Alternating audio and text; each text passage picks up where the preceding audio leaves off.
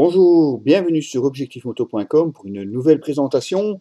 Et nous voici chez Yamaha avec cette MT-09 version 2017. Et oui, comme vous pouvez le voir, il y a pas mal de changements.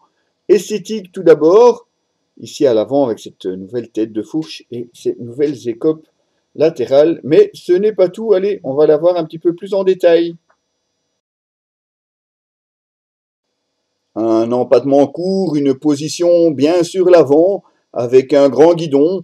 La maniabilité de cette MT-09 est toujours bien présente, que ce soit dans les petites ou les grandes courses, c'est toujours un plaisir. D'autant plus la suspension pour cette version 2017 a été revue pour un peu plus de fermeté, ça se ressent, mais c'est surtout en pilotage, en plaisir de conduite, que ça fait la différence, vraiment un régal à piloter.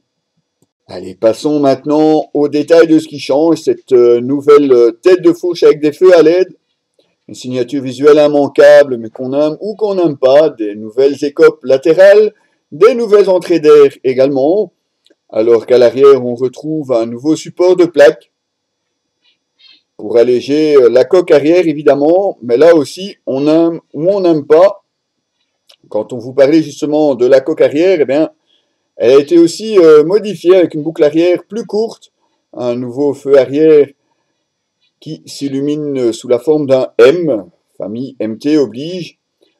Le réservoir, lui, reste inchangé. Par contre, sur les têtes de fourche, eh bien, on voit apparaître à gauche et à droite les réglages séparés pour la fourche à l'avant. On retrouve également le même tableau de bord, toujours aussi complet avec le rapport engagé, le mode TCS choisi, donc le contrôle de traction, la cartographie, la jauge et évidemment toutes les informations nécessaires, le tout pilotable au commodo droit pour le mode et au gauche pour le TCS.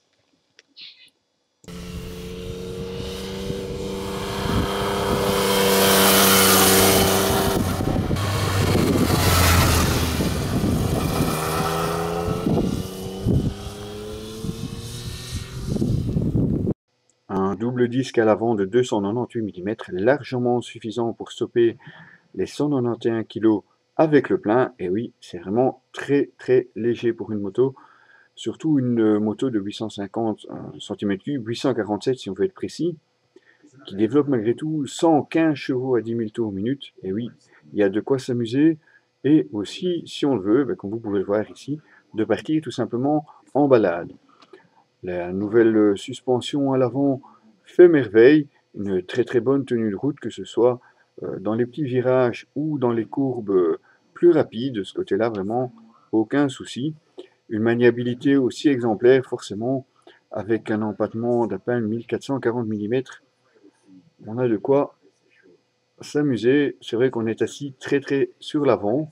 Et pourtant, le réservoir, lui, est assez petit puisqu'il ne comporte que 14 litres. C'est vraiment très peu. Comptez environ 200 km avant d'allumer la réserve. Et encore, si vous roulez vraiment comme un goret, les 200 km seront encore plus réduits. Là, évidemment, on n'achète pas non plus un roadster comme la MT-09 pour faire de longs trajets, c'est bien connu. Quoique, après tout, pourquoi pas, un petit peu d'équipement et elle fera tout à fait l'affaire. N'oublions pas non plus que la selle arrière est un petit peu étriquée pour un passager ou une passagère qui n'a pas l'habitude.